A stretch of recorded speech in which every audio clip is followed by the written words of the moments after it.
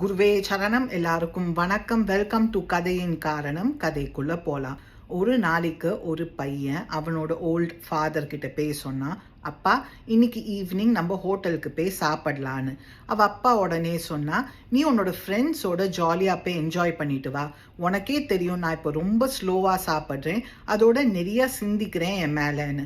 அந்த பையன் சொன்னா, எனக்கு எக்ஸ்கியூஸே வேண்டான்னு அப்பாவை ஒரு ஃபைன் டைனிங் ரெஸ்டாரண்ட் கூட்டின்னு போனான்.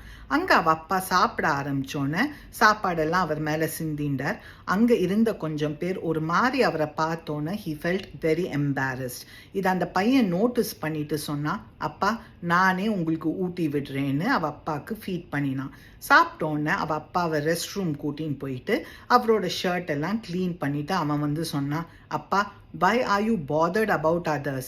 நீங்கள் எவ்வளோ கெத்தாக இருக்கேல்னு எனக்கு தெரியும், நீங்கள் இன்னைக்கு என்ஜாய் பண்ணினேலான்னு கேட்டான்.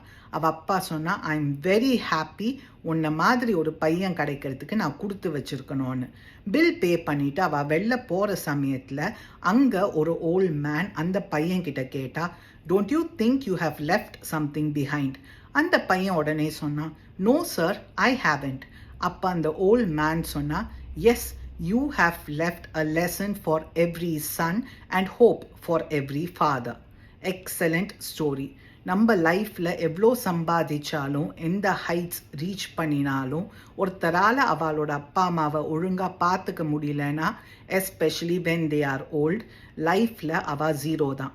நீங்கள் வேறு ஏதாவது இந்த ஸ்டோரியிலேருந்து லேர்ன் பண்ணாக்க கமெண்ட் பண்ணுங்கள். Let's share our thoughts. Have a good day. குருவே சரணம்.